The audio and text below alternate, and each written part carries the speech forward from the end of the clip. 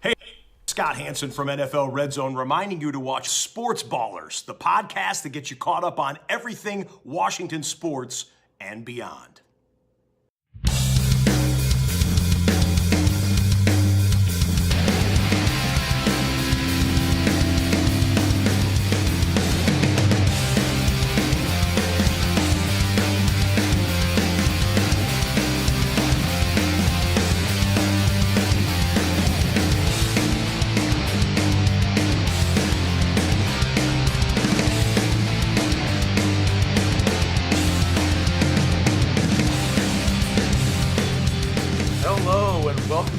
Edition of the Sports Ballers podcast. My name is Eric, and I will be hosting the show today. I am joined, as always, by Corey Puffett and Evan Ash. How are you fellows doing today? Doing pretty well. Happy to be back. Yeah, doing great. A little tired, but, glad it's Friday. Everybody's always tired, especially on Fridays. It's been a long week. A lot has happened. Sure, fine. Good for you. It's good for you, I guess, if a lot has happened, but maybe not so good. Car got nuked on you, apparently. And well, that was a couple weeks ago, and we finally got that resolved and got some other stuff going on. And I gave tests today that I got a grade, and our Scantron machine's down, so I have to do all the multiple choice grading by hand, old school. Yeah, that's tough. Well, we've got a lot of stuff to get to today, mostly because we're idiots and we decide to make manufactured contests with the offseason in football. So that's what we're going to spend most of the time doing with our quarterback power rankings that we're going to officially unveil today. And we will see how well we do come week 1 in September of the NFL season. But we'll get to that later. We'll start with the Major League Baseball news that we have so far. I guess we'll start with the Orioles. Not a whole lot to discuss, mainly because Evan didn't bother to contribute anything. So what relevant stuff happened, right? Nothing. Well, Adley running Rutschman around. hit a huge dong from the right side of the plate. I don't think he hit a single home run from the right side of the plate last year. Did he? Yeah. He hit like one? There was at least one. At least one? I don't know. He didn't hit as well from the right side of the plate, and that was a little bit of a concern. So it was good to see him just unload on one and hit it out of left field. Pretty deep shot, like well outside the boundary of the fence. So that was nice. And in addition, Grayson Rodriguez made his first spring training start. He pitched 2 innings, only gave up 1 walk, no hits, had a strikeout, and was regularly hitting the gun at around 98, 99 miles an hour with sinkers, which sounds familiar for Orioles fans. It reminds them of a prime Zach Britton. If he can have similar effectiveness in the starting rotation that Britton did as a closer, well, then he's going to be pretty darn good. But some notable bad performances from certain Orioles relief pitchers that last year were really important to the team's surprising success. Joey Crable and was it Brian Baker, is that his name? Sure. Yeah. Whatever. Adley had 1 home run against a lefty. See, there you go. So today or yesterday was as good as it got all season last year. So I mean, he had 12 against Brady's. That's true. But anyway, Joey Crable and Brian Baker, I'm assuming his name's Brian. I apologize if I'm getting it wrong. But you need to pitch better if you want me to actually remember who you are. But they were pretty good last year at times, and they've had really bad outings so far that have cost the Orioles games, which doesn't really matter in the spring because the games don't matter yet. But that was something that concerned me coming into the season, was inevitable regression from the bullpen, because I never trust a bullpen of no-name guys that were bums that all come together and just happen to have a good year.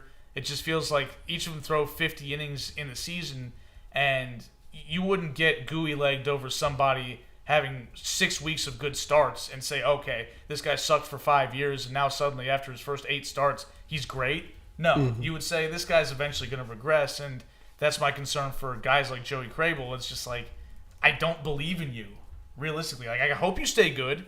I'm rooting for you, but like, bullpens are so finicky. Like, the guys that sustain success don't stay in roles that aren't the closer role. Right. Well, like, the only exception that's like else. The only exception to that is like Andrew Miller, who was never really a closer. He closed a little bit, but he was used by Cleveland as like the go pitch me 3 clean innings in a playoff game type of role. But we're talking by about the Orioles to throw basically from first base because he was left-handed and so tall and lanky. Right? Like, if you're bad and left-handed, what are you going to do with that? You can't do anything. Yeah, so the bottom line is sustained success in the bullpen is tough to come by because either they leave because they get paid by somebody else or they remember that they're not good and they start to suck again. So, oh, yeah. Like Brad Brock when yes. He was the closer in opening day 2016, I want to say. Whatever, against Toronto when it went extra innings, like 12 innings, and Adam Jones walked it off. That was 2018. Oh, 18. Yeah, Sure. because Britton was hurt that year because Sasquatch killed his feet.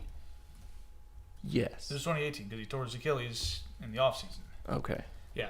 Yeah. Oh, my God. But yeah, Brad Brock had that one first half of 2016 where he was All-star Brad incredible Brock. with his turbo change. Yes, the Mike turbo Boyd liked to point change. out. It was great. And he started to fall apart even late that season, and then he just was never really that effective again. So you just can't count on these dudes to be consistent unless they're getting paid. And if they're getting paid, they're probably not getting paid by you anymore. So Or the Orioles at all. yeah, hope for the best there. Hopefully the rest of the team continues to improve. Like I still think the rotation is better than last year's. It would probably have to be. Yeah. And I think the lineup's going to be better with Without more, Rougned Odor. without Rougned Odor, of course, and with more time from Gunnar Henderson and with Adley Rutschman playing a full season, I think you're going to see an overall better team, but the bullpen could make it tough sledding at times if they regress, which I think they probably will. So, Yeah. Corey, you've got an essay in here, like 3 It's pages not an long, essay. about Jesus. your Yankees. So, since you're the one putting us on a time crunch, telling us to get out of here as quickly as possible, go ahead and read this, and then we can move on.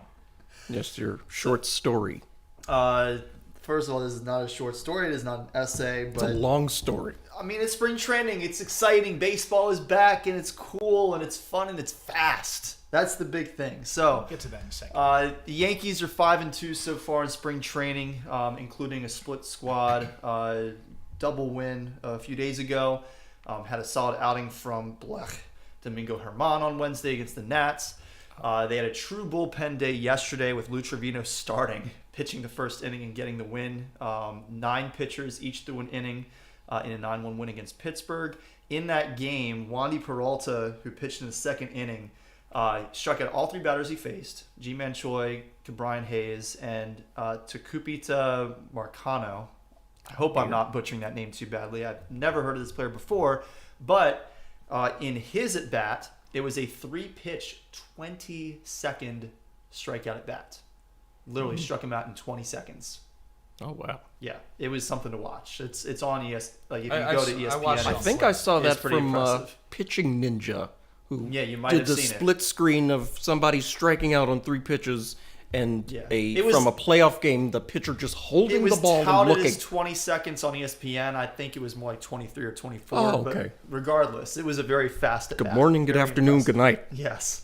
So right now, New York is playing against Detroit. They're up 1-0 in the 4th inning.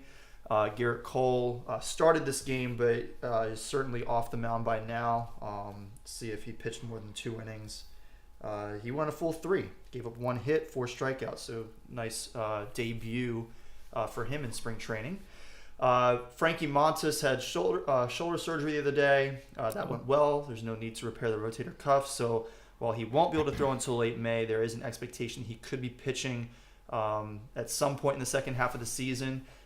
He was a pretty big acquisition from the A's last August, but didn't do much for the Yankees. He got hurt in early July, came back from an 18-day absence, pitched 2 last games for the A's. His ERA was 2.25 in those 2 games, but then in 8 starts for New York, his ERA was 6.35. Oh, boy. Yeah, not good. Not great. We'll see if and when he comes back whether he'll actually be effective for the Yankees, because he was supposed to be a pretty good player for us to get at the trade deadline last year, and that did not pan out. Okay, so we talked about last week the new rules going into for pace of play, pitch clock. Yep. Batter has to be in the box within 8 seconds or something like that.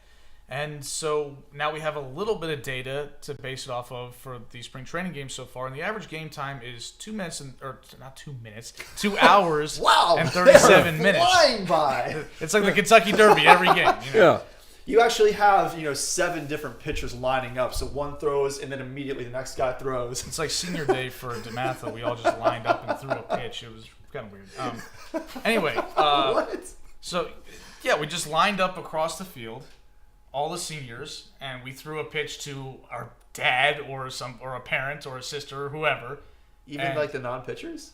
Yeah, everybody did. They just cool. We were throwing out the first pitch 15 times. The first 15 pitches then. It's like the Reds. The Reds had 6 million first Oh, pitches. yeah, they when did we were have a there whole in bunch late of July first last year. It was pitchers. insane. Anyway, so 2 hours and 37 minutes has been the average time so far. Obviously, we understand spring training and regular season ball are different. Yeah. Usually, there's more advertising that goes on in regular season play. You also don't have extra innings in spring training. That's true as well. Yeah, but But even like, if you only count 9-inning regular season games, this would be the fastest average time since like 1984, That's great. which is excellent.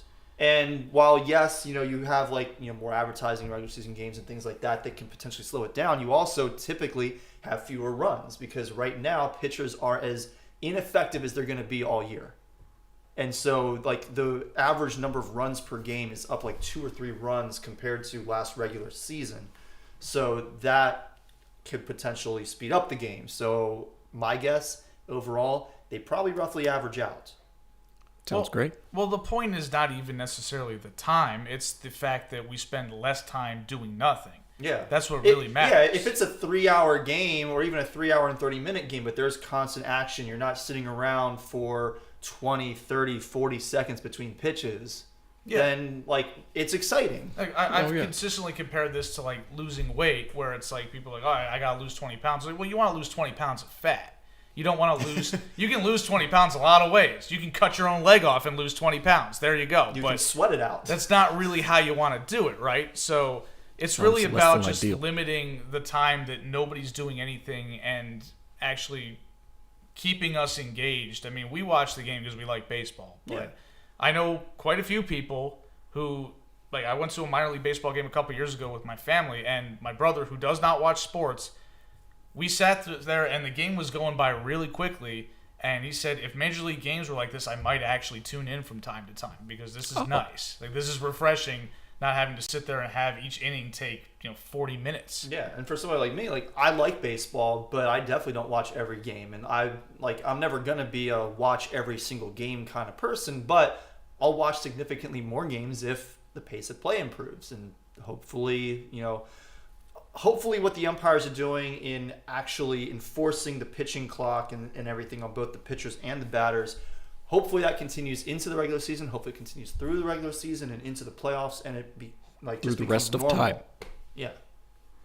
I will say, though, like, the important thing is the pace of action. There's a whole lot less time, like Eric said, of people standing around doing nothing. Like, nobody complained, this is an extreme example, nobody complained about the Alabama-Tennessee football game last year that took 4.5 hours because it was 52-49 in regulation because there was always stuff happening. It was crazy. But like a playoff baseball game where everybody's standing around looking and, scratching their butt and stuff, like, that's not entertainment. I'm sorry. So, fellas, let's get a move on here. Or the opposite college football game, the Duke's Mayo Bowl, where it took 4 Oh, hours to play jeez. the game that ended, 14-9? I think it was like 15-12 or something like that. Like, So many breaks, so many unnecessarily long commercial timeouts. gotta sell the mayonnaise, I man. know, but come on. Let's get this show on the road.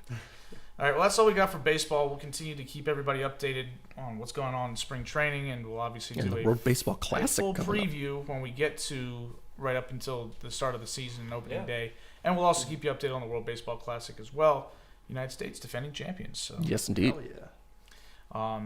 So let's do a little NBA before we get to our quarterbacking nonsense. A little bit of news. The Clippers played the Warriors last night on TNT, and the The Warriors Clippers... currently do not have Stephen Curry. That's correct. They currently... Who else don't they have? They don't have Andrew Wiggins either. Is he good? Do they have... is Peyton with them yet? He's with them, but he's not healthy. But he's not healthy. So they got destroyed by the Clippers, I would assume. Well, No, the Clippers got blowed out by the Warriors. Whoa. Yeah, that's what happened. And the Clippers were up 11 at the half. Oh. And then got absolutely boat raced in the second half, I think. But the Clippers have Russell Westbrook. Yeah. I feel bad because I like Russ. Russ has been my guy since he was a Wizard for 5 minutes. But, I feel bad for him in the sense that... That wasn't that long ago. So I didn't even remember So he's been your guy for a couple years. A year or two. A couple years, yeah. But, I've always respected, his... I don't know if I'd say I respected his game because he was obviously good, but... He's a ball hog. Got some flaws, yeah. There's some struggles Respected there. his ferocious When athleticism. he first came to the Wizards, you were like, yeah, he's a floor raiser, not a ceiling raiser. And I stand by that. And that's not a compliment by any means. No, I know that. That's why I'm like, wait a second, you like Russ? Because you've never paid him a compliment. The Wizards had a very low floor, and he came in and raised it, and they made the playoffs that year, and then They made the playoffs or the play-in? both. Oh. Yes. They get swept. Oh, yeah, that's right. They did win the play-in. They won the play-in, and they played the Sixers in the first round, and they lost in 5. Oh, They did not get gentlemanly swept. swept. Yeah. Gentlemen, Yes. But, the season was kind of sort of exciting that year. They had no business being, and Russ was a big part of that. So I give him credit for that. But this is so predictable, to be honest. I have no idea what the hell the Clippers were thinking, saying not only we're going to add Russell Westbrook to the team, but we're going to just immediately say, you are now our permanent starting point guard. Where's Paul George? Paul George is not a point guard. He's not? No. Oh. He's a shooting guard, isn't he? He's a shooting guard / small forward. He can do either. He's a stretch 4? Not quite a stretch forward. Is he a wing? He is a wing. Okay. There you go. You just keep pulling NBA lingo, Evan. You'll get there eventually. And Kawhi Leonard is also, he could be a stretch 4. But anyway, they didn't have a point guard. They hoped John Wall would maybe fill that role. John Wall? But again, as your boy said in the preseason, John Wall is cooked. Again, I love John Wall a lot more than I love Russell Westbrook because he was here for a while. Teaching generations how to Dougie. Much earlier than Russell Westbrook. And John Wall was very good for the Wizards, and he got a lot of Wizards paid, namely Marcin Gortat and Otto Porter Jr. got big. Bradley Beal. Bradley Beal kind of got himself paid with a little bit of hustle. So, Not fair. Anyway, Russ just can't help good teams, right? If you are giving him the ball in favor of, or in lieu of giving it to someone like Paul George or someone like Kawhi Leonard, you are making your possession, therefore, way worse. It cannot be better, Russell Westbrook handling the ball, than someone who's good. That doesn't make sense. Right? That's brutal. It's just factual. Russell Westbrook is a below-average playmaker in the NBA, and that's the only thing he's not absolutely horrible at. Right? He can't do anything except for pressure the rim and make a nice pass or, get to the basket and hit a layup occasionally. But he's not even close to one of the best guys at that. There are so many dudes that are better than him at that right now, and he can't do anything else. He can't defend. He can't shoot.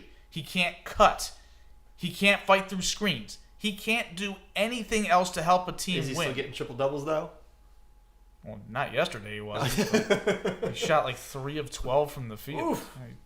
Terrible. There was a play where Draymond was guarding him, and Draymond wasn't really guarding him. Russ was at the top of the key, and Draymond was just chilling in the paint, kind of, maneuvering everybody else, saying, "Oh, you stay on that guy, and we're going to let Russ stand right there." And Russ passed it to somebody, and they passed it right back to Russ, and he kind of stood there a little more, and then he tried to pass it to somebody else, and eventually he finally dribbled into the paint, and Draymond had him bottled up. Jordan Poole made a terrible decision to come over and help because it was totally unnecessary. Left his man wide open for an open 3. The guy clanked it. But I was like, if that's the only way that Russ can create open looks for teammates is when a dummy like Jordan Poole makes an obvious overhelp mistake, then he's going to be worthless. You can't do anything with that. And again, it's they're hoping for. It's not. Again, it's the fact that it's not even just the fact that he doesn't make you better. You put him on the floor and you're worse. How could you not be? Because again, if you're saying, okay, well, why don't just have Paul George and Kawhi Leonard run the offense? Well, now you've got a guy that's supposed to be spacing the floor. They can't space the floor. Nobody has to respect his shot, so they just sag off of him and they clog up the lane. Russ is, for lack of a better word, for a team like the Clippers that plans to win a championship, which is not going to happen, he's useless. He is of no value out there. They were better off just having Reggie Jackson, who sucks, go out there and run the point. Because at least have the baseball Reggie Jackson out there to do it. Yeah, go find him. He might be better. I don't know, but if he decides he wants to play and doesn't just sit out and pout for half the season. He's also old, so that part. But anyway, and so was Russell Westbrook. And to drive home the point of how ridiculous this Russell Westbrook situation has become, Chris Haynes, who I cannot stand as a reporter, gets on TNT during the broadcast of the game and starts talking about how Russell Westbrook, because he came off the bench for the Lakers for enough games, still maintains his eligibility for consideration for Sixth Man of the Year. I'm like, if he was a legitimate Sixth Man of the Year candidate, the Lakers wouldn't be in 12th place, and they wouldn't have gotten rid of his ass. They would have said, we kind of want to keep the guy that's helping us win games. But he's not helping you win games. He's terrible. So they got rid of him. They sent him to the Jazz, who are more or less in the mix for the play-in, and they said, we don't want him either. So the Clippers picked him up. How is that the Sixth Man of the Year? Like, just the fact that Russell Westbrook would even say something like that publicly. Not like Russell Westbrook, but... No, but he was the one that... Chris Haynes' source was Russell Westbrook. Oh. Yes. Who was Chris Haynes? What? The guy from MSNBC? No, that's Chris Hayes. Oh. Chris Haynes is a TNT reporter. He reports on hoops, and he sucks, and I don't like him. Wait, so Chris Haynes got on TNT to talk about how Russell Westbrook is still eligible for Sixth Man of the Year. And he's still gunning for the race. Based on Russell Westbrook's opinion? Well, the Russell Westbrook's take on it was, I still want to win this award. And that's what Chris Haynes was reporting. Like the Russell Westbrook so he's just reporting it that Russell Westbrook is saying this. That's not necessarily Chris Haynes' position. It's a ridiculous thing to put on TV. Why are you talking about this? And they even made sure to mention that... Maybe it's purposely so that people will make fun of Russell Westbrook for being so weird. What are you talking about? You want to be the Sixth Man of the Year award. You've been a starter in this league for how many years, and now you're going to be like, oh yeah, I really want the Sixth Man of the Year award. I want everybody to know that I was so bad that I couldn't start on the freaking Lakers. There's nothing wrong with wanting to win the Sixth Man of the Year award, but he's not even a good sixth man. So, what? And they Haynes even made sure to talk about it's a little awkward because the Clippers have their own Sixth Man of the Year candidate in Norman Powell, so they kind of have to balance out. I'm like, they don't have to balance anything. Neither one of these guys is winning the award, so who cares? Never heard of the other guy. Yeah. Norman Powell. That doesn't sound like a real person's name. You made that guy up. No, he used to play for the Raptors, and then he went to the Blazers. Create a player or something. Nah, he's a real guy. He's all right. You just spin the wheel and get a random name. Norman Powell. Yeah, anyway, so the Clippers are 0-4 since they acquired Russell Westbrook. They had won 10 out of their 14 games before they acquired him. And now I believe, I glanced at the standings after the loss to Golden State yesterday. I think they're now in the play-in. They're in the 7th spot.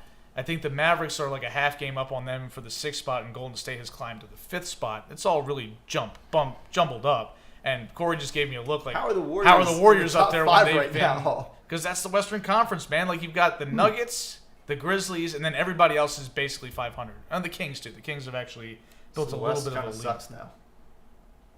Well, we assumed the West was going to be better when the Lakers made moves to make their team better. That didn't happen.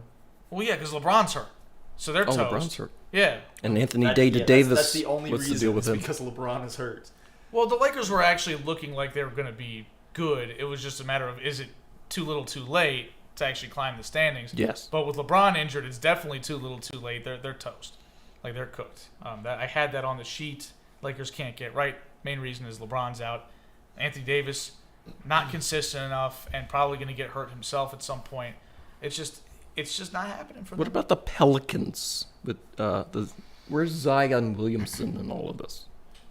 Ain't back yet. Oh, okay. They're still waiting on him to recover from his hammy injury that he injured 3 months ago. So, jeez. Yeah, the Pelicans are currently in the 10 spot. So, my Coach of the Year prediction is going very swimmingly. I picked dear. Willie Green, and then everybody got hurt. Oh, no. So, hopefully he survives the season and doesn't get fired. Well, Brandon Staley somehow made it. He did. Brandon Staley made a deal with the devil or something like that. Because there's no excuse for him making it. Full on Faustian bargain over here. My God. But anyway, we'll talk about the Warriors a little bit since Corey decided to give me that look. I sold my stock on the Warriors a few weeks ago. I'm not really ready to buy it back, right? Like, they've played well lately. Impressive win over the Clippers yesterday. They had an impressive comeback against Portland, although Portland's also not very good, so, whatever. But they're doing this without Steph, without Wiggins, and without Gary Payton at this point. So they're missing 3 of their best 7 or 8 guys. So it's pretty impressive that they're actually starting to stack some wins up when their backs are kind of against the wall and they're not healthy. It's something we've kind of been waiting to see from them all year. I have real concerns about, can their front court hold up in the playoffs? Because I think at this point they're going to make the playoffs, but like, Steph's going to come back this weekend apparently against the Lakers, who have no LeBron now, so that's probably going to be a win for them there. And at that point, they're going to win enough games, but they've just relied so heavily on Draymond Green and Kevon Looney to hold it down as undersized big men all season long because they've never actually addressed the position. Like, James Wiseman was a bum, so they traded him. They signed JaMychal Green to hopefully give some depth there. He's been awful, and he's been unplayable, so he's not been on the floor. So it's been Draymond and Looney. Need I remind you, Draymond Green is 33 years old, and he missed a big chunk of last year with a back injury. And keep in mind that Kevon Looney is the world's oldest 27-year-old player ever. He's got 68-year-old hips. Like, he's had so many injuries. Like, you're counting on this guy. By the way, Kevon Looney played every single game for the Warriors last year, regular season and postseason. That was a small miracle.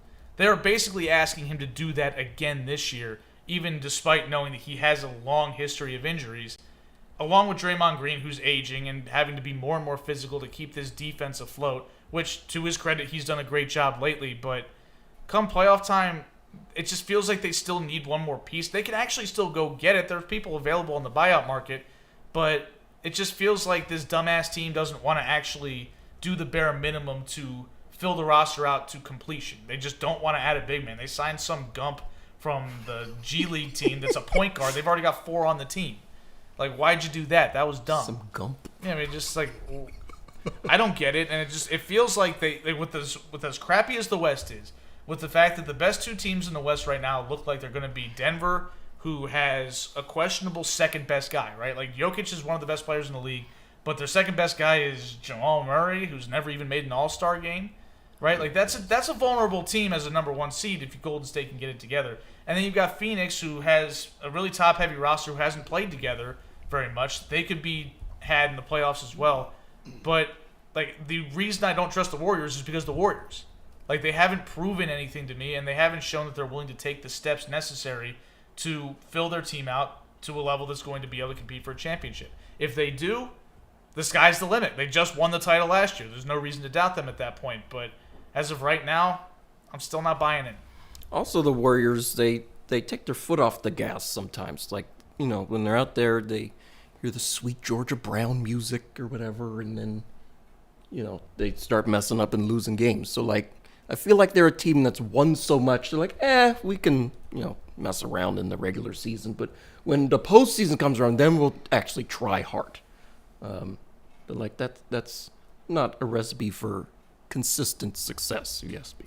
Well, we've seen them flip the switch before, but it's just not a viable solution when it's not like they're not playing hard. It's not like they're resting their key guys. Like, again, that's my issue is they've played so hard just to be 33-30. Like, that's no good. You need to stack more wins so that way you can have a little more rest and you can be better prepared when you've got an older veteran team for the playoff run. But, I mean, they could prove me wrong, sure. But I'm just, as of right now, this could change in a couple of weeks. I'm still out. I'm still out on them winning the West. I don't see it happening. But speaking of teams that might win their conference, the Milwaukee Bucks have won 16 straight games. So for those of you who don't do math or aren't aware of this, that is basically 20% of the season in a row that they've won. Pretty damn impressive. Giannis has been great. Chris Middleton has gotten healthy and has returned to form. Brook Lopez has been awesome. Drew Holiday's great. I could go down the list of how great this team is. I'm really curious to see how this plays out when it seems like they're on an inevitable clash again with the Boston Celtics, and they've just passed them in the standings. Like they're the number 1 team in the Eastern Conference. I believe they have the best record in the league at this point. And home court advantage could really matter in that series. And we saw last year that the series went 7 even with Chris Middleton out.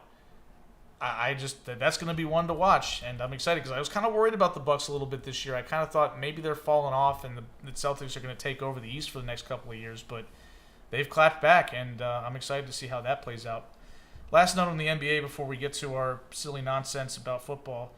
Damian Lillard scored 71 points, and I feel like, to quote Draymond Green, I would be remiss if we didn't mention that. I'm pretty sure that there's only been like maybe 4 or 5 guys that have ever hit 70 points, and one of the guys that never did it was named Michael Jordan. So, we're talking Wilt Chamberlain, Kobe, I think maybe Elgin Baylor did it once, and Donovan Mitchell did it earlier this season, and Devin Booker hit 70 a few years ago, but that was kind of nonsense because they were just spoon-feeding him the ball when they were down 15 points.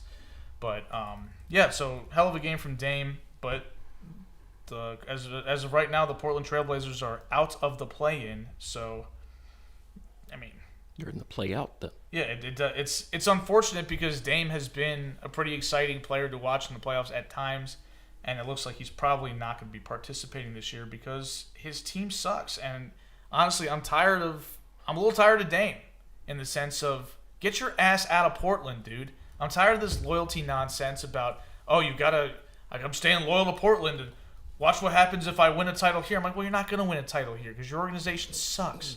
Go somewhere else, team up with somebody awesome, and be a part of a contender for the latter part of your prime. Like, why are you still here? You're 32 years old. You don't need to be here anymore. You could have left 5 years ago. Why are you still here? Like, it strikes me, and this is going to sound mean, but I'm going to say it anyway. It strikes me as non-competitive. Like, it's easy for you to stay in Portland where you know you have no expectations to win, so you can drop 71 points and do this, that, and the other, and you go to the playoffs and you lose in the first or second round, and everybody says, hey, you can't blame Dame. Hell, you got people on the internet saying, well, if you switched him and Steph with their situations, Dame would have 4 rings and Steph would have 0. And I'm like, no. You don't get to play that where because Dame decided to hide out in Portland and never win anything, that suddenly means he's actually secretly as good as Steph Curry. That's a bunch of nonsense. So, go to a real team and go get yourself a championship. Like, come on. Isn't that the whole point? You play to win the game. That's just me, though. I looked up the Bucks schedule right quick. They won all of their games in February. Yeah. They're rolling. It's pretty good. Pretty good. All right, so before we do our quarterbacking thing, and I'll bring this up before we finish the show as well, March Madness is right around the corner, and we are doing our annual bracket challenge for both the men's and women's tournament. Yep. So if you want to participate, I'll ask Corey, how do you participate? So we will start sharing the link here in the next couple of days to both of our challenges. So be sure to keep an eye out for those. We'll share it on our Facebook page. We'll share it on our Twitter feed as well. If you somehow don't see it on either of those, you can always reach out to us, thesportsballers@gmail.com. You can slide into our DMs on either Facebook or Twitter. Reach out to any of us individually, and we can get you that link so you can join and compete with us. It should be fun. Probably get smoked again by a stranger. Jeez. Yeah, and please make sure you put your name or something indicating who you are as a title for your bracket so that we can give you a shout out on the show. Last year, we kept having to give shout outs to random names where we had no idea who the person might Never be. heard of him. Well, that guy, though, he apparently is like a professional gambler who just went into bracket pools and smoked everybody. So. Oh, really? Good for him. Yeah, so I'm glad we got our asses kicked by somebody who actually, puts a lot of time and effort into this. That's his job. Yeah, versus just some 12-year-old that got on there and just started randomly picking, Mm-hmm. Okay, so let's get to our quarterback confidence points. So for those of you who don't understand what the hell we're doing, we don't know what the hell we're doing either, but but I know what the hell we're doing just a little bit better than these two fools, because I've done better than both of you over the last 2 years that we've done this. No, I won the first year. You won the first year, but overall, I have the most points between the 2 years. That's nonsense. No, it's year by year. You don't get to. Well, I won last year. Well, good for you, but I won the previous. And I finished second the first year. You won the previous year. You got third last year. If you're not first, you're last. Okay. Well, last year you were last. Okay, and He was second, so we were both last. There you go. If you're not first, you're last. Boom. And when you were second, you were also last. Okay. Well, then Evan's been last both years. Well, we're not talking about that. We're talking about you and me here. All right. So and actually, Evan won the first year. You did not. Oh. I did? Yeah, Evan won the first year. Really? It's true. I thought that was you're making that up. No, I went back and I looked at both of them. So in 2021, Evan got 23 of 32 correct and got 464 points. I finished second with 460 points and 22 correct. Eric finished last with 439 points and 20 correct. Then last year, Evan and I both got 22 correct. You got 21 correct, but I finished first with 441. You finished second with 426. Evan messed up the numbers and wound up with 422. This all sounds made up. Let's get to the actual this year then. So what we do is we've got 32 starting quarterbacks, right, for 32 teams. And so we predict who will be the starting quarterback for each team, and we attribute confidence points. In week 1 specifically. Yeah, in week 1. And we attribute confidence points to each one, 1 through 32. Yep. So that's what we have done. And I guess we'll just go in alphabetical order as Corey has it in the sheet. I think that's probably the best way to do it. Because that's the way I'm hosting and I'm looking at this. So and we'll publish these on the blog. I have it all set up, so you'll be able to see who we think is going. I'll have it color coordinated so that players in our sort of off black will be players who are currently on that team's roster. Brown will be players that are in the NFL but either on another roster or currently a free agent. And then in green will be players who are expected to be drafted this year but are not currently in the NFL. Okay. Okay. All right. So we'll start with the Arizona Cardinals. All three of us have Colt McCoy as the starting quarterback. I guess for people who are unaware, Kyler Murray tore his ACL in the middle of last season. He's not expected to be ready for week 1. So hopefully we'll be able to play at some point next year, but probably not to start the season. So we all naturally picked the guy who's currently his backup quarterback on the depth chart, Colt McCoy. We have varying degrees of confidence, mostly on the low end, although some people a little higher. Corey is at 6 confidence points. I'm at 8. Evan is up at 14. I don't really know if we need to get in the nitty gritty of why we're confident. I mean, we can briefly discuss like how we sort of assign these confidence points. You know, certainly if a player is currently on that team's roster, that's going to increase our confidence that they're going to be the starting quarterback for that team next year, assuming they're in a position to be that starter. The reason that I went a little bit lower than Evan, who's kind of right in the middle, is probably because I'm looking at the fact that Arizona has a pretty high draft pick. Depending on who's available, a lot of people seem very excited about multiple quarterbacks this year. There's as many as 5 quarterbacks that people seem to really like. I personally see 3 that are getting the most hype, but like Anthony Richardson is getting a lot of buzz recently, and you got C.J. Stroud and a few other guys. So they could potentially grab somebody. I'd be surprised just because they are expecting to get Kyler Murray back. They just gave him all that money, and they just gave him all his money. So clearly, he's going to be their starter once he's healthy. It would be very weird for them to do it, but it's also the Cardinals. And I don't think they would draft somebody high again, right? This would be their 3rd first-round quarterback in 6 years. And they've already Who was their paid first Kyler. one, by the way, Evan? Oh, yeah, my boy Josh Rosen, the Rosen one. Yeah, Rosen. Yeah, I put McCoy so high because he's on the team, and there's a bunch of randos further down the board for me. No, that's fair. I get it. Okay, so Atlanta Falcons, another really uninteresting team. Yeah. We all have Desmond Ridder as the starter. We know Marcus Mariota got cut, so he's gone, and Ridder started the last couple of games of the season for them. Again, varying degrees of confidence. Corey and I are more or less on the same page. Corey's got 12 confidence points. I've got 9. Evan's down at 2. Why less confident on this one? Because he was the last one I filled in, and I couldn't get all the numbers straight. So this is why Evan and I tied for the number of correct picks last year, but I got way more points than him. Right, yes.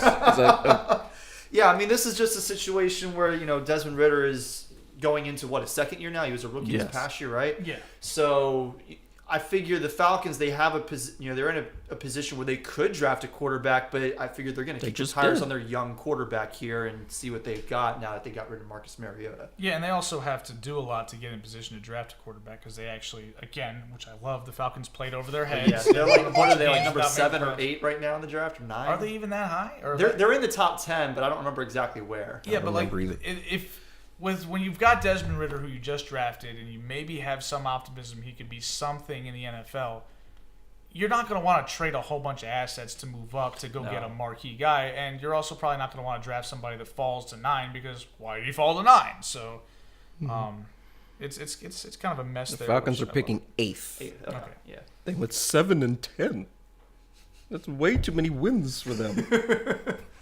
I mean, they played in that division, especially considering how bad Marcus Mariota was. Didn't he lead the NFL, or at least he was leading the NFL at one point in off-target passing percentage? He was also leading the NFL in interceptions for touchdowns thrown from his butt while he's facing his own goal line. All right, so one is one too many in that stat. Yeah, how do you do that? Right, he's facing his goal line. He just chucks it over his shoulder. Is that worse than yes, the Raiders-Patriots game? How that game the ended? lateral thing? Yeah, the lateral. Man, it's tough. That one's pretty bad. But that wasn't a quarterback making a mistake, though. That was. To be fair, Mac Jones also made a mistake on that play. He didn't make a mistake. He just sucks. Like, he's incapable. Okay. So what was Mariota doing? Like, a mistake indicates you could have done something and you just didn't succeed. No, Mac Jones is so inept and unathletic and untough that he was never going to make that tackle. He's incapable. He doesn't have the fortitude. No I guts. will say, though, Mariota's blooper play didn't count because, again, he was on his butt. Yeah. So he was down. Yeah. Let's move to Baltimore. Hit a little close to home here for my boy Evan. We've all got Lamar Jackson as the starting quarterback. Corey and Evan effectively the same confidence, 19 and 20 points respectively. Your boy here ain't so confident. Only 7 points. Why so little confidence? The better question is, why did I even pick Lamar to be the starting quarterback? That's because I don't know who they would actually replace him with, but I do think he's going to be replaced. You think so? I don't think he's going to be with the Ravens this year. I think there's too much bad blood. I hate to say it because, we got Ravens fans in our company here. So yeah, Evan's pretty confident that Lamar's going to be back. I just have a hard time believing that this Ravens front office could be so stupid and just let this guy go. You are like the most pessimistic Ravens fan I know. How can you not believe that would be a possibility? I mean, it's obviously a possibility, it's lower on the right? list. Otherwise, he'd be right up there with Patrick Mahomes. And yeah, it's obviously a possibility. This is the guy who regularly picks the Ravens to lose to bad teams because he's emotionally. And then they lose to bad teams. Well, so maybe occasionally. I hope he stays in Baltimore because he's great. He's great, and he actually makes the Ravens fun to watch. And since he actually makes the Ravens competent as well. That's true. It's kind of nice actually having a good quarterback somewhere in the area. Certainly not down there in Raljon with the Manders. They haven't had a good one since Joe Theismann, Mark Rippon. Jeez, Rich Gannon. So Rich Gannon played for them. Yeah, he did. Really? When did he do that? Rich Gannon played for Washington before he went to the Raiders. But he wasn't good before he went to the Raiders. I don't think so. But that's how almost all those quarterbacks were. Yeah, but Rich Gannon was bad with everybody until he went to the Raiders. Yeah. He had a weird took him to a Super Bowl. And got smoked. And yes. Won an MVP. Absolutely spanked. Yeah. All right, so I'm a little less confident in Lamar sticking around, but I hope he does, right? And maybe he'll prove me wrong, and I hope he does. So let's move on. Let's do this quickly. Bills, we're all super confident. 29, 29, 31. Don't need to really discuss that. Carolina Panthers, this is where it gets hilarious because none of us know anything. And we've got 3 different quarterbacks being in 3 different situations. We've got one quarterback who is currently on the team, one quarterback who's not even in the league yet, and another quarterback who's on a different team. Okay, so to be clear, Corey picked Daniel Jones. Yes. For those of you who are unaware, he currently plays for the Giants. Yes. I picked Will Levis, who is not in the league, but is projected to be a top 10-ish pick. And the Panthers would be in position to maybe draft him. And Evan picked Matt Corral, who I believe they drafted last year in the 3rd round. Yes. Yes. And Evan's got 11 confidence points, which is I mean, Wait a fair, minute. fair considering he is at least on the team. I prioritized guys who were on the team. That's because there were so many questionable situations. There's, but I don't know, 15 of them. Sam Darnold's still on the team. But he sucks. Matt Corral couldn't beat him out, so he clearly sucks. Well, we don't know if he sucks. Yeah, we kind of know he sucks. He was a rookie. If he didn't beat out Sam Darnold for the job and Sam Darnold's still in a contract, I would imagine that Sam Darnold would be the favorite to start over him. Matt Corral was in the weakest quarterback class we've seen probably since 2013, and he still couldn't get picked on day one. He's a bum. Oh, well, so Sam Darnold. Yes. There's a lot of Which is why bums. I got Will Levis in here. Okay. And Corey's got Daniel Jebediah Dimes in there. So, all right, let's move on to the Chicago Bears. We've all got Justin Fields. Corey is the least confident, but kind of in the same ballpark, right? I'm nervous because of some of the rhetoric coming out of Chicago and the fact that they seem to be interested in some of these players. And, like they interviewed C.J. Stroud, and C.J. Stroud came out of that interview was like, I don't want to go there. Like, that's Justin Fields' team, but that doesn't mean the Browns or the Bears aren't still going to take somebody. Well, I've read it'd be stupid for them to do it, in my opinion. But I've read that they're leaning just towards trading that first pick. So yeah, they're trying to drive up the value of that pick. That's what they should do. That's all they're doing. I'm pre-draft a little bit nervous hot about air. it, so I went a little lower. All right, before we move to the next one, though, let me ask you this: do you guys believe that Justin Fields, as a prospect, was a better prospect than anybody in this draft? This coming draft? Yes. I don't watch enough college football, and I haven't really started my draft prep. I mean, Stroud was incredible. Really watching any film, but Justin Fields was pretty good. Justin Fields was very good in college, so it would take a lot for me to see something on film from one of these guys that would suggest that he's that one of these rookies is a better prospect than he was. But again, I haven't started watching that film yet. Bryce Young at Alabama is incredible. He's smallish. Yes, that's a concern though. I'm really excited. I'm legitimately very excited to scout these quarterbacks in this draft class because just some of the things I've heard about, like their arm strength and their running ability and a lot of different aspects of their games. I'm looking forward to seeing it on film and really kind of diving into that. C.J. Stroud got done dirty by his coach. Noah Ruggles as well, the kicker. I think somebody was asking Anthony Richardson why he bothered throwing at the combine when so many other quarterback prospects don't, and he was like, "Well, I've got a can. I'm going to show it off." Yeah. It's like, cool. I want to see this. Yep. All right. So Cincinnati Bengals, easy choice. We've all got Joe Burrow. I'm not going to get into why we are all equally 100% on him versus 100% on somebody else. It doesn't matter. 99, 98%, but almost. We're all in the 30s. The uncertainty you have is equal for all of these quarterbacks. Yes. Maybe some freak thing happens, they get hurt. Maybe they get suspended because they got into a bar fight. Who knows? But that could happen to anybody. Or they're a sexual predator like the next next Deshaun Watson, we had no idea. We had no idea he was like that. We thought he was the nicest guy in the world. Yeah, he gave his first game check to workers at the stadium because the hurricane. Yeah. When he was in Houston. Yeah. We were like, this guy's a sweetheart. Well, not so much. No. Speaking of Cleveland Browns, yeah. We are all pretty much in the same ballpark. We've got Deshaun Watson right around 20. Corey's got him at 20. I've got him at 22. Evan's got him at 19. I owe Evan a handshake for beating me on what? On Deshaun Watson. Oh dear! I forgot how strong your grip is on handshakes, Evan. Toughen up. That's how you handshake. I know, but anyway, I put Deshaun Watson as low as I could feel comfortable doing it on purpose because I don't like the fact that he's going to be starting next year. So this is a protest vote here. Yes, and Evan managed to get him lower than me, so well done. I mean, I just went with the obvious. He's got $230 guaranteed $million in the bank. There was no question I was going to put Deshaun Watson's name down under Cleveland Browns. Yeah, they have no choice. It was choice. just a matter of where, and I put it. 20 was as low as I could go. There were not another, there weren't more than those 12 players who I was like way more sure that they were gonna. Well, I also put him lower just because what happens if more accusations come out, right? Like nothing's gonna happen. Well, but you don't know. How many more need to happen? Exactly. There's been like 45. Okay, but let's say this, hypothetically speaking. Let's say, and I hope this isn't true because we don't need more victims here. Mm-hmm. What happens if he has an infraction that happened after the initial allegations? like a separate incident post punishment, he's toast. Oh, at that like if he point. does it again? Yes, that's what I'm saying. If he does it again, because clearly he wasn't really served with any form of humility here. He still insists he did nothing wrong. So why should we believe that he's changed his behavior? Yeah, maybe he's dumb enough to do it again.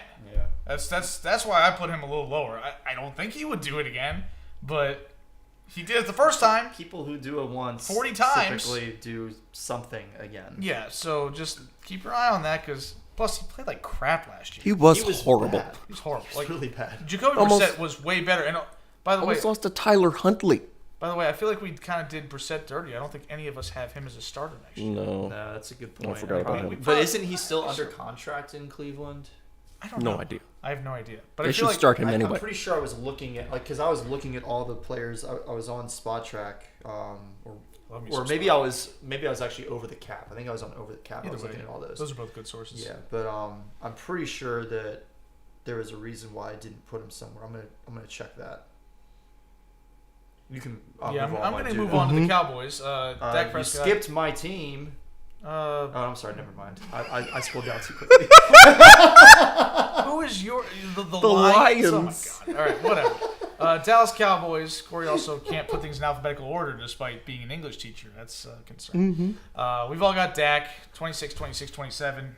No, they're in alphabetical order here. No, but you But thought I scrolled down too far. So the English teacher can't read Yes, effectively. There you Is go. what you're There saying. you go. you make Get it kids right. read and comprehend, and that's a shame. Okay, Denver Broncos. We are all ridiculously high on Russell Wilson, given the fact that he's Russell Wilson. But again, like Deshaun Watson, They don't gave have him other all options. this money. They have to play him. So 23, 25, 25. That's Corey, Eric, Yeah, he is Evan. not under contract. Yeah, that's why I so, kind of thought that. We So probably should have put Brissett somewhere. yeah, we should. I feel bad Oh, that I well. didn't put him somewhere. Oh, well. All right, so Detroit Lions. We are all on Jared Goff. Corey's got 24. Y'all are way too low. I've got 21. Most underrated Evan's quarterback in the league. Evan's got 16. Evan, why are you relatively lower than us? 'Cause don't the Lions have a high draft pick they got from somebody? They got the Rams pick.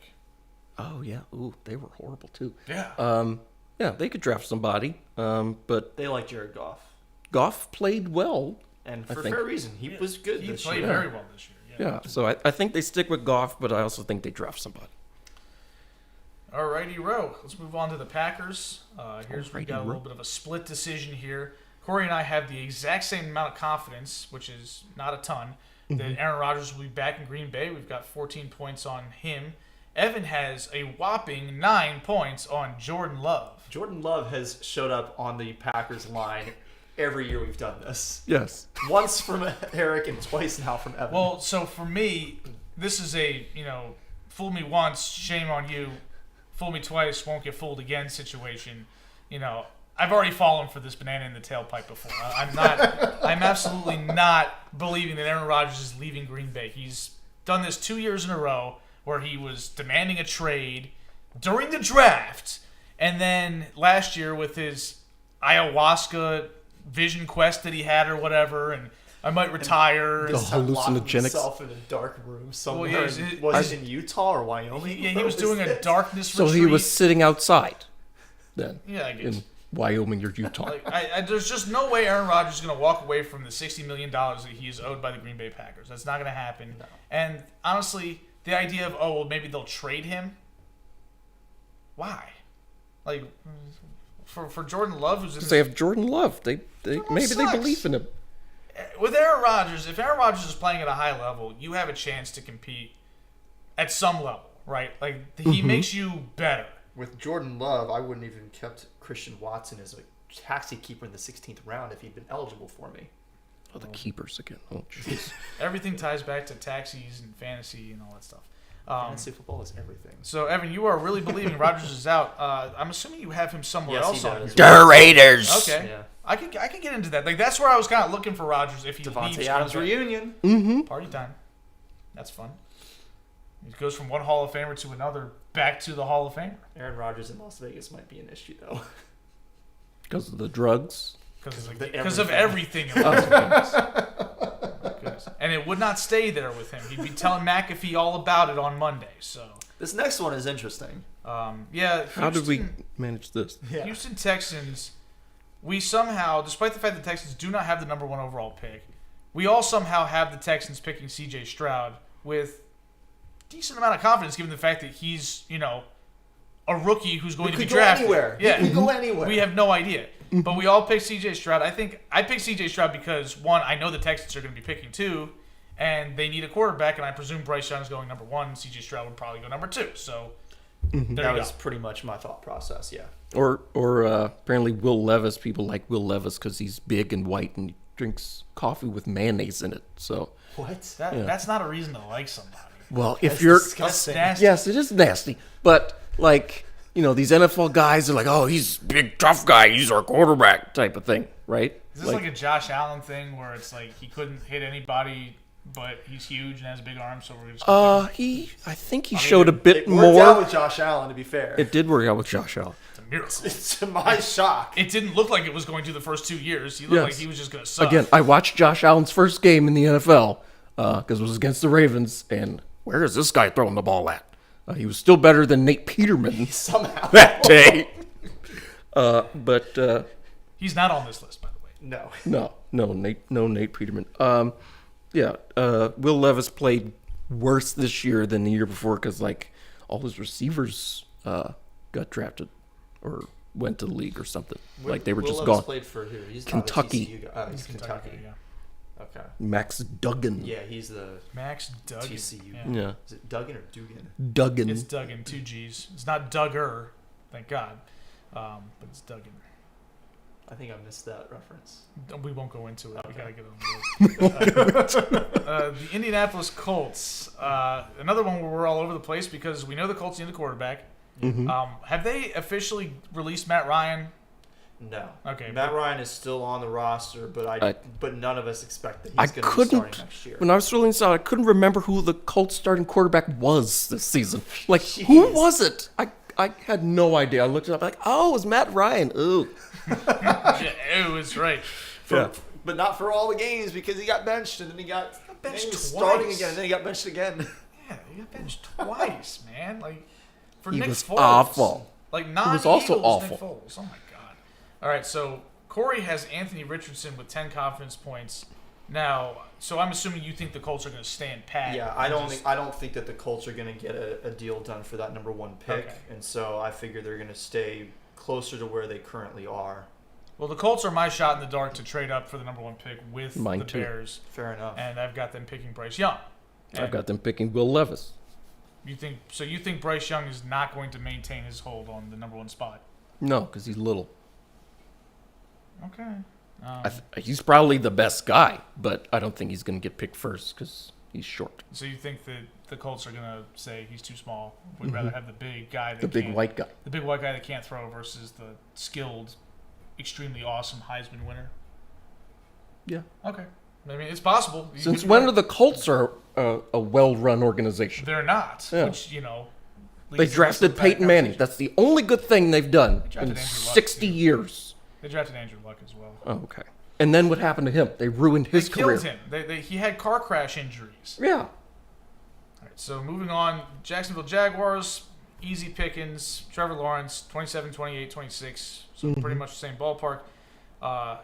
Kansas City Chiefs.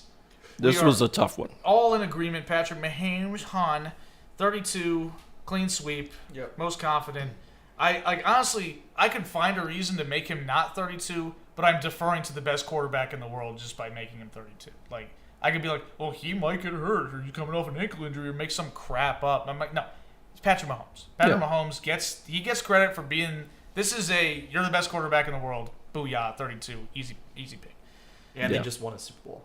Yeah, that little he's detail got as several well. years and a lot of money on his contract. Only a $500 million. He's Part owner of the Kansas City Royals. Yeah, my point is though, he is the face of the NFL and he's the face of the Chiefs. Yeah, and just pick him. Mm-hmm. All right, as we talked about earlier, we alluded to this. The Raiders have a quarterback situation they need to address, and we are once again all over the place. We mentioned earlier, Evan has Aaron Rodgers as the starting quarterback for the Raiders with 8 confidence points. Mm-hmm. Corey, you've got Bryce Young going to the Raiders, so you've got them trading up for this pick. Yeah, and, It's a bit of a long shot, admittedly, more so than the Colts. Yeah. Because the Colts had the 4 pick, whereas the Raiders have the 7 pick. But this is my shot in the dark. Okay. I mean, Survivor you know what's reference. going to happen. And I've got Anthony Richardson going to the Raiders with only 2 confidence points because, again, I have no idea what's about to happen here. Okay, so Chargers, easy. Justin Herbert, 28, 30, 29. LA Rams. Ooh, I was not expecting this little curveball here. Yeah. Corey and I have modest confidence that Matthew Stafford will be starting for the team. 22 confidence points from Corey, 20 from me. Evan, 10 points on Baker Reagan Mayfield to be the starting quarterback next year in Week 1 for the LA Rams. Matthew Stafford played like hot garbage. And he looked pretty cooked. That's why I have him lower than most. Terrible. Yes. Baker had some juice or something. I thought He's the reason Stafford's... the Lions didn't make the playoffs because he threw that horrible pick. And even if I was considering Baker Mayfield, which I never was, to be fair, but even if I was, I would not have picked him purely for that reason. And 10 confidence points? That's a lot, man. I mean, look at the 9 guys lower. Just randos, people not even in the Although league. I don't know if he's actually under contract for next year, but he's currently on the roster. Can't the I Evan thought has another one of those later. This is his 3rd team in like 12 months. okay. And you've got him starting over a guy who won the Super Bowl? I'm willing to give Matthew Stafford the benefit of the doubt that he was dealing with some injuries or whatever that may have affected him and caused some of that washedness to emerge. And that maybe a clean offseason will allow him to. So he's going to get dirty regain again. A little bit of whatever. No, he he's had toast. ago. There's no way. I agree he might be toast. There's no way in hell the Rams are going to. I thought they could move on from him after 2 years with some contract mumbo jumbo. But they're not going to do that because they have hopes that he's going to return to form. They're not bailing on Matthew Stafford. That's not happening. Okay. Well, I don't buy it. Yeah. I don't buy it. All right, Dolphins, we all have Tua Tagovailoa as the starter, 18, 17, 22. We're probably lower on him just because of the 10 million concussions he's got. Yeah, like he really should he not might just be retire, playing. right? He really Like, he might should just not quit, be so- starting in the NFL. He should not be playing in the NFL, but he probably is because he likes it. He's working with some martial artist to like help like the way that he falls so that he doesn't bang his head on the turf when goes down. This sounds like the beginning of the end type of stuff. Right. We'll see if that actually works. I hope it does because Tua was amazing this year when he played. I would love to see him be able to continue playing and play well and stay healthy. But that staying healthy part is kind of number one for me right now, and I'm concerned about that. I mean, I saw Tua play in person one time, and he got hurt and missed the rest of the game. Yeah, that's tough. Vikings, Kirk Cousins, 25, 24, 23. Same page, basically. They're stuck with him. They're stuck with him. Yep. They gave him a bunch more money, and then they gave him a bunch more money again. It's just, Hall of Famer at the bank, Kirk I Cousins. just can't get rid of that clown. New England Patriots, we are all on Michael McCorkle-Jones to retain his starting job. Corey's a little lower than us, which surprises me because he's a third-year player. It's a first-round pick. Why are you not as confident, Corey? Because he wasn't very good this past year, and so I could see if a quarterback does slip to where the Patriots are picking, it wouldn't completely shock me. How about this idea? I don't expect Max Duggan to be drafted. Like, based on what I'm seeing right now, I don't expect him to be drafted that early. He could fall there. But how about this? Bailey Zappi. And there was Bailey also Zappi. Bailey Zappi. Zappi. He wasn't good either. He wasn't He's good better either. than But like, McCorkle. when he played, he played better He than looked Max. like he had a little something for some stretches. Would he have right? tackled Chandler At Jones? the beginning, but like it was kind of the same thing as Baker Mayfield. Like Baker Mayfield looked decent that first game, but like a lot of players look decent the first game they play because the other team hasn't prepared for them. They haven't watched any film on this guy. The question is whether you can repeat that. And Bailey Zappi did for like 2 or 3 weeks, but once there was an accumulation of film, he was bad. Mm-hmm. Well, also, like, the whole situation in New England was bad. That's fair too. Nobody could really The expect situation to see. in New England has been bad since Tom Brady left, and even It was a little bad when before Tom Brady was there. left. Yeah, but like I'm talking even just from organizational dysfunction, which is something we never expected to hear about Bill Belichick's team. Yeah. But when you hire Matt Patricia and Joe Judge to tag team the offense when neither guy could do a good job coaching their own sections of the field, and now you're going to put them in a new role. Mm-hmm. Yeah. Just what the hell? All right, let's talk about my Saints. And oh my God, what a disaster! The Saints are in need of divine intervention at the quarterback position. Corey has Derek Carr with the Saints with 5 confidence points. How are the Saints going to be able to afford to pay him anything? I don't know, but he's met with both of them and the Jets, and if I had to guess, he would probably prefer to play for the Saints between the two. Did I put Carr The Saints anywhere? are going to have to cheat the cap some more to get him. Did I forget to get Carr? there. They've become professionals at that. Yeah, I understand. But I think I forgot. I've got Yeah, you didn't put Derek Carr anywhere. So Jimmy G sucks. And so, of course, naturally, I'm going to have him on my team. I've got the Good Saints job. picking up Jimmy Garoppolo to start for them. I've got 1 confidence point just because I can't bear to consider being any more confident. I might just jump off a bridge. I think I also have 1 confidence point on where I put Yeah, you got him a little later. Jimmy. I have Jimmy G out of the league. And Evan has Anthony Richardson going to the Saints, which I could actually stomach that.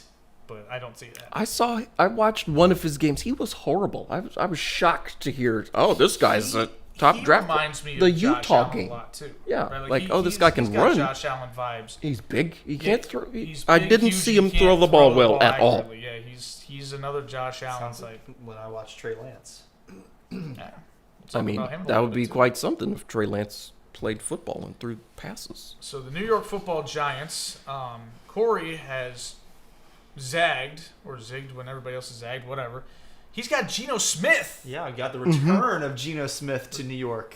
returning, And specifically to that- the Giants, too. He what- played for both New York What, teams. what did you call Oh, that? nice. A big aluminum can stadium or something? Yes, thing? it's so ugly. Maybe just because my time leaving the stadium was so ugly.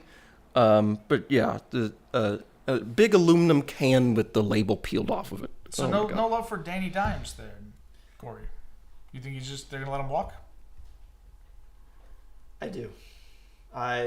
Didn't you send him to the Panthers? At the price that he seems to be asking, Which is insane. it doesn't seem like it's likely. So I have him. That's why I have Daniel Jones with the Panthers. You see, my assumption is they're just gonna franchise tag him. They could do that, We'll see. but I mean, if Geno Smith doesn't stay in Seattle, then I think that this could be a potential landing spot for him. fair enough. And Evan a and lot I- of signs seem to be pointing to Geno Smith not being in Seattle next year. Evan and I both have Danny Dimes, 12 points for me, 17 for Evan. Now let's talk about the other New York team where we are Yikes. even more all over the place. The New York Football Jets. Corey has Zach Wilson somehow retaining the With starting 8 job points. with 8 confidence points. Corey's shaking his head like, I can't believe that I'm doing this, but, he's on the roster, so... He's on the roster, and I still think that he's better than McCorkle Jones, and yet I have McCorkle Jones with more confidence points staying with the Patriots. Do you think that Zach Wilson's better than Mac Jones? Not by much, but yes, Well, I don't know about that.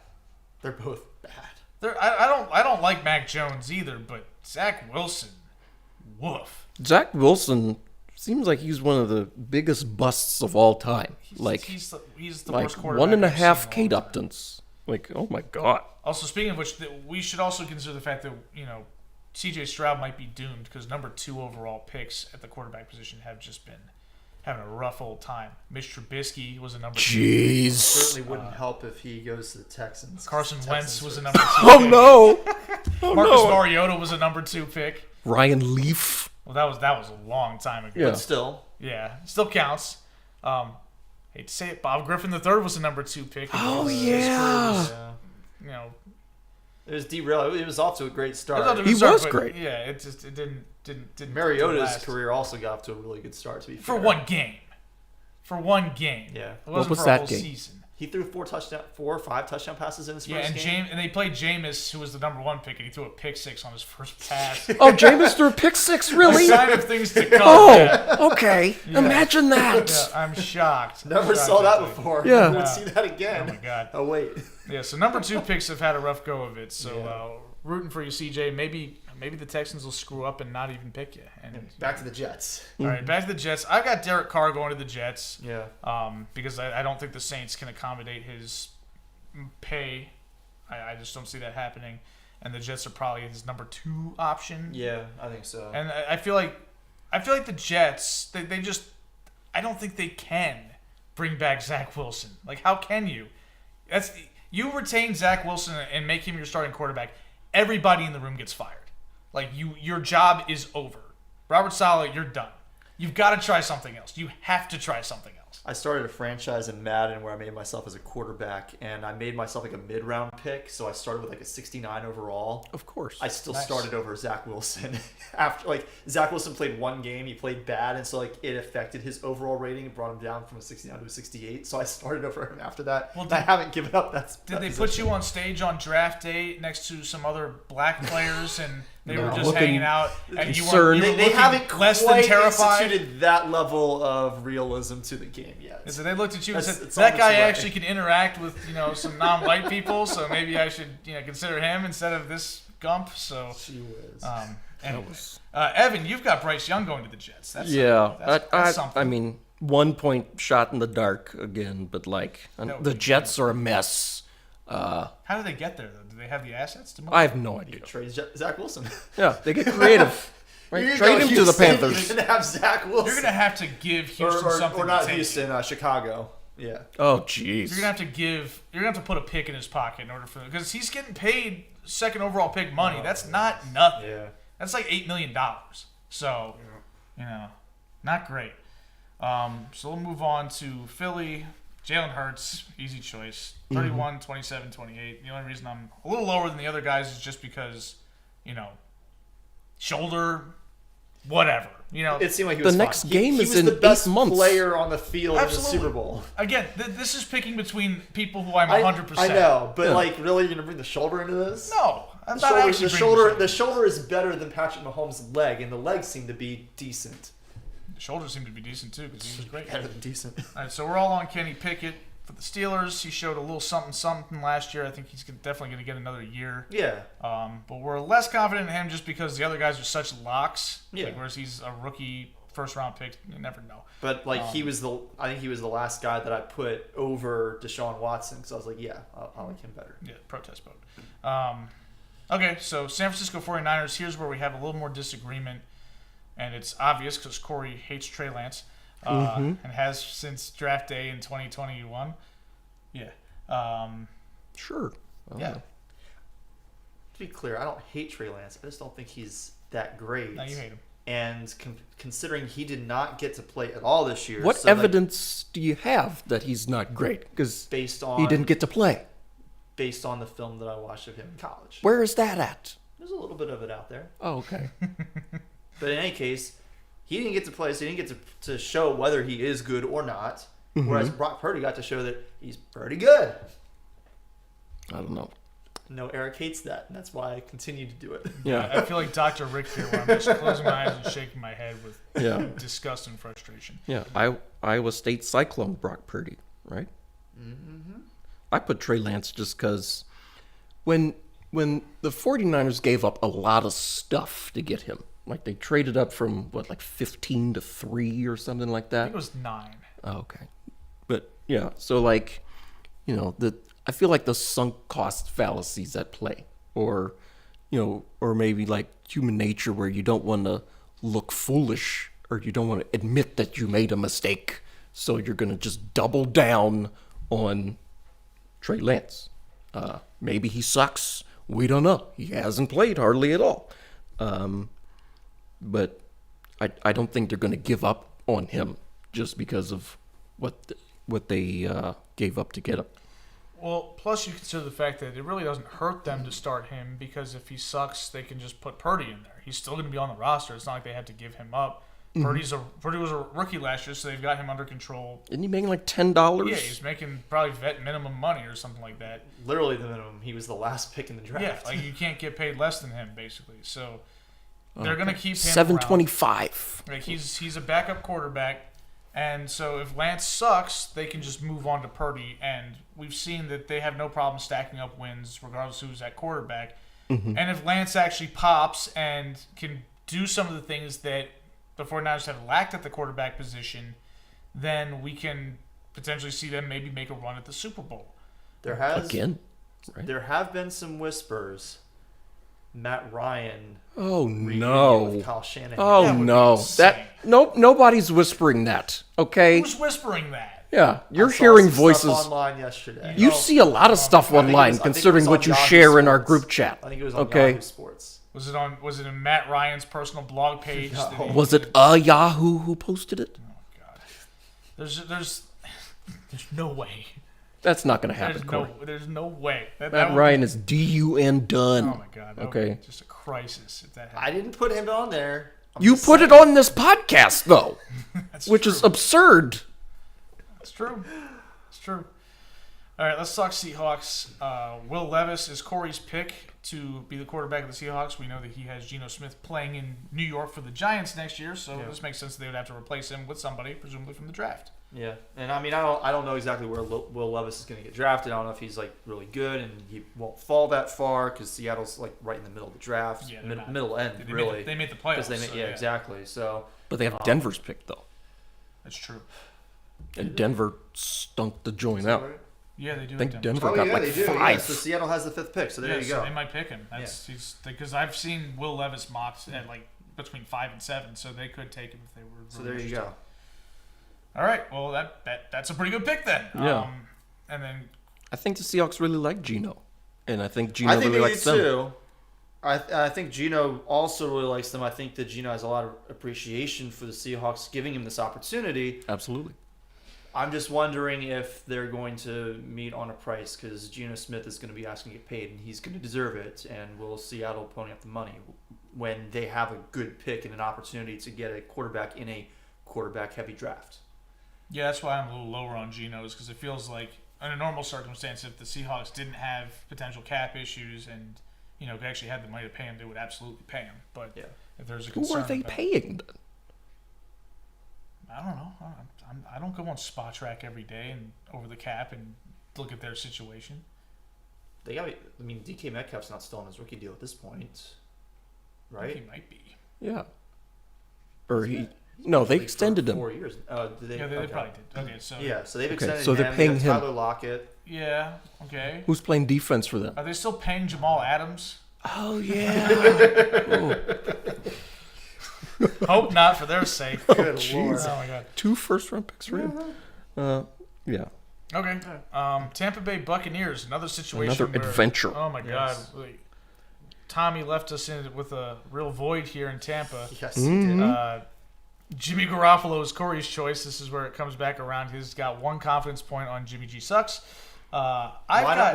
Why not let Jimmy G replace Tom Brady? Finally get to replace him the way he was supposed to in New Yeah, he's England. the heir apparent of a broken down, rebuild, inevitable Bucks team that's probably going to trade everybody. That's great. But we can finally watch Jimmy G not have an idiot-proof system and see how awful he is at football. That's and true. people can shut the hell up about this guy being a good football player. Just Yep. please, please, give me a year where he's like Carson Wentz-esque and we can just put this guy out to pasture and move on. I wouldn't say that Couldn't Jimmy agree G more. is not a top 40 quarterback, though. It's close. Maybe close, but he's a top 40 quarterback, unlike Carson Wentz. I don't know. Well, I that's don't know why that Carson Jimmy Wentz G got makes the cut. top So, Egon, 35. we'll get to them in a Oh, minute. Wentz got Yes, cut? we were They close. got rid of him? They got rid of him this week. Yeah, Oh, okay. he's released. Yep. I've got Kyle Trask. It seems like the Bucks really like this guy for some reason. he's they on the they roster. could just be making stuff up about that, but they seem to be eager to give him a chance. Again, it could be bluster, but Played up the road for Yeah. the Gators. yeah, and I just don't know. They don't really have the draft position because despite going 8 and 9, they still made the playoffs. So Yeah. they're not up there in the draft, and I don't know how much interest they actually have in some of the guys that would be in the mid round. But Evans got Max Duggan playing there, which makes sense to me. I can Yeah. see that. So I wasn't They a, picked late enough, he could fall there. yeah, I wasn't a He should believer fall in in any the of their quarterbacks they had on their roster. I think it's a Blaine Gabbert and and Kyle Trask. Kyle Trask. Was Tom Brady still listed on the roster? Shouldn't Well, he be, was- but he is technically under contract. I thought it was like a player option year though. Like they, Or was it? I thought it was a 1-1 maybe. situation. I'm not 100% sure. Like, so Either he, way. he could have come back, but he's like, nah. I didn't want to believe in the 46-year-old quarterback in September. So, give me Max Duggan on a flyer. He's Tom- gritty or whatever. He carried that TCU team in the Big 12 championship Oh yeah. game. Just for fun. Didn't they lose that game? They did lose. So last year, at this point in time when we made picks about the Buccaneers. Mm-hmm. I put 3 points on Teddy Bridgewater. Oh, no. Eric put 4 points on Russell Wilson. Good God. And Evan put 1 point on Desmond Ridder. And then, like, within a week or two, it was not that... Tom Brady unretired. Maybe it was more than a week or two, but pretty shortly after that, Tom Brady unretired. Yeah. And we were all like, well, damn it. Evan won that one. Well, Only but the put thing 1 is, point. this year, though, even if Brady were to unretire, I don't know if the Bucs would be really all that keen on bringing him back. Why not? Because, firstly, why would Tom want to go back there when the team's clearly not capable of winning anymore? And two, they need to move on. Like, their Super Bowl window is closed. option, then it's not really up to them. So while Tom Brady might choose himself to move on, I don't think the Bucs could necessarily choose that. Right, but if Brady doesn't have to have his option picked up, he could be a free agent and just go sign wherever he wants. Yeah. Do like Manny Machado did, opt out and then And pay me more. Yeah, give me more money, contract, which we didn't mention. I forgot to mention that in the show. Oh, right. Good for Manny's Manny. awesome. Yeah, Good shout for out him. to Manny for getting paid again. Yeah. And also for being the guinea pig who was the first guy to get called for a strike for loafing back in the box. You know? Love it. Yep. Got to be a savage in the box, man. It's always like a star player. Like it was the same thing in the NBA in the preseason before the 2021-22 season started. They said we're going to start cracking down on players baiting for fouls. The flopping? Yeah, like the leaning into people on like the Oh, pump fake yeah. and the jumping. And wasn't and it, jumping into what's his name? It was Steph was the first one. Oh, it was Steph? And Oh. the thing is, like, that's not really like Trae Young does that all the time. Doesn't why can't James I think of Harden? his name? Yeah, James Harden. James Harden He does that all the Like, time. that's why I thought it might be James Harden. Like Steph is not one beard. of the guys who typically bait stuff, Yeah. but he was like, yeah, I just wanted to see what would happen. He said, I wanted to see, like, how are they gonna, like, if I jump into this guy, are they not gonna call a foul? And he did it, and he jumped into him. He flung the ball towards the hoop. It went flying out of bounds, and they were like, yeah, that's not a Charge. foul. And he was like, they didn't even call it charge. They just said no foul. Go down. No the other foul. way. Yeah, it's no foul. Nice. Oh, it's like he just passed the ball out of bounds. It's like he flung the ball at the hoop and it didn't go in. It was a missed shot. And he was just like, yeah, I just wanted to see what would happen. And well, that's what happened. Fair enough. Oh, All right, so Tennessee Titans. We got two more teams to get to. Titans. Corey and I are both on Ryan Tannehill sticking around. I think that's. I mean, I thought they were tired of him. they probably I are could tired of him. see Malik it, Willis but- sucks. Yeah, Malik Willis was awful. He ain't it. No, Right? he's Like, not he it. ain't it. So like, And they're not in a position to make any significant moves, in my opinion. I think they're kind of stuck with Ryan Tannehill. Oh, I feel that way about Malik Willis. I put him under Deshaun Watson because the Jeez. Titans could do something. I just don't really see what that something would be if it's not Tannehill. So I'm getting serious rebuilding year vibes from the Titans. yeah, but if you're rebuilding, you don't want to do that with Malik Willis. You don't want to do it with Ryan Tannehill either. maybe who's you do old. want to do it with Malik Willis because he'll stink the joint up and you'll get a better pick. Yeah, Fair. Just I feel something to like, consider. before they draft another quarterback, it's like, we need to know if this guy can play or not. And they're probably not making the the playoffs. answer to that, but I But you believe- gotta be certain, right? You can't just let him walk and then all of a sudden, oh, he's great at whatever team. I will be surprised if the Titans don't end up being this year's version of the Colts, where they go in there pretending like maybe we can win this crummy division, and they quickly find out they suck. So they start Tannehill initially, and then they just say, screw it. We're going to put the rookie, or not the rookie at this point, but the Sophomore. second year bum out there to stink it up. And we're just going to accept our fate, and we're going to go to teardown mode. Because, I mean, they already traded A.J. Brown. They got picks for him. So they can gear up for a pretty tidy rebuild. I mean, they're well coached, and you know, generally. but I still think they're just. I don't think they're just going to commit themselves to a guy who looked absolutely horrible every moment he was on the football field. Yeah. It's just that just doesn't seem likely to me, but could be wrong. The Washington Manders. Speaking of looking horrible every moment I he see was on what the you football did there, field. Evan. Yeah. Yes. Corey and I have Sam Howell with modest confidence being the starting quarterback. Just Why? because the team said so. Yeah, the team literally said like they want to see what they have in Sam Howell, and we really haven't seen anything from him, so we don't know. Like, this is not a Malik Willis situation where it's like we've You seen just him play described and he's Malik bad. Willis' situation. Yeah, like we've seen Malik Willis play and he's bad. We haven't seen Sam Howell play, so we don't know. We saw him play in college and he was bad. That's true. I'm just going based off of what we've heard from the team. They seem to be all in on this guy. For some reason. Taylor Heineke, Team 7, seems to be kind of... Well, it can't be Heineke Team 7 because it's not the team anymore. They're the Manders. Yeah, Heineke Manders 7. Evan, throwing back to our first year of doing this, has Heineke with 7 points. I didn't even do that on purpose. Is Heineke still on the roster? No. I was sure he did. Is Heineke still on the roster? He is. No he is a UFA this year, but he's not on the roster. So like it's the same situation as Evan had with who was the other player that I was looking at this with? This is a podcast. Yes, it is, and I don't know why I can't find. So, Eric, King's Dominion tomorrow? Yeah, we're going. Yeah. Let's do it. I think it might have been Baker Mayfield. What about Baker Mayfield?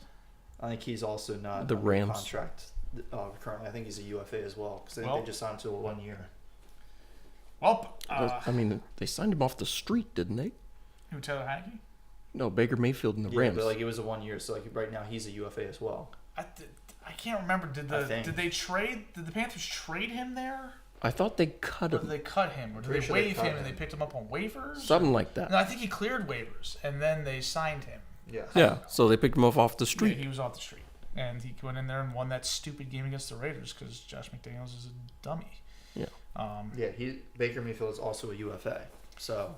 Okay, well, that wraps up UFO. our quarterback picks. Thank you for indulging our silliness with that. Yeah. But that's what we got. We'll see how it turns out in about 6.5 months when we actually kick off. Yep, and we'll publish these on the blog so you all can see exactly where we are at. Should be fun. Yeah, can't wait. But we got a whole bunch of other sports to get to. And like I said, we've got March Madness coming up. Yeah. So be sure to join our bracket contest for both the men's and women's. We will send the link out on Twitter, and you guys can come whoop our asses because we don't know anything about college basketball. I've watched more college basketball this year than I have in probably a decade, just because I watched every Maryland game because they're actually interesting. But you've been going to most of the Maryland games. Yeah, but I used to skip a lot of road games. Like, I wouldn't watch them on TV. I just I'm not watching that crap. I thought you were going to say I go to the games, but usually just hang out at the bar instead. No, I watched Is there a bar at They have the Bud Light party deck now. They just put it up this year. I didn't go to it ever, but really? Well, because it really made me mad initially because I couldn't find the Chick-fil-A stand that used to sit there, but they moved that around the corner. It was probably a smart move because now it's kind of out of the way, so because like a lot of people walk there. But I was like, "Where the hell's Chick-fil-A? I need my sandwiches," you know. But yeah. All right. Well, that wraps up all the topics we've got for the show this week. Yeah. Thank you guys for tuning in. If you want to send us any feedback or questions or topics to discuss, you can email us at thesportsballers@gmail.com. You can also find this podcast on Apple Podcasts, Spotify, Google, Amazon, all the big ones. If you have a specific podcatcher that we are not on, let us know, and we will do our best to accommodate that. You can also follow us on Twitter at SportsBallers18 and follow us individually. Corey is at Corey Puffett. I am at Quagmire67, and Evan is at Evan_Ash13. Before we get out of here, any shout-outs? Shout out Aaron Judge, just because, first show that we've done since baseball returned. And so you're just fanboying here. Yeah, huh? I am. That's nice. Evan, anything? I can't think of anything, and I'm scrolling through Twitter to see if anything happened, and there's nothing going on there. Nothing's going on, nothing interesting. That's a shame. Yeah. Well, whatever. Shout out to King's Dominion for putting up with me more already before the season really even started. Trip number 3 down there, and it's March. Jeez. That's true. This is the 3rd time. Yeah. Is there anything else going to be open down there than the typical, or are we just... I don't think so. Okay, whatever. We already kind of said it, but shout out to Manny Machado for getting paid. Again. Paid again. Yep. Get that money, man. Like, absolutely. That's what it's about. So that's all I've got. So again, thank you guys for tuning in. Next week, Evan will be running the show, and we'll be talking a little more baseball, probably a little more NBA. Conference tournaments will be underway at that point, so we'll be able to talk about maybe some of our teams are still in it.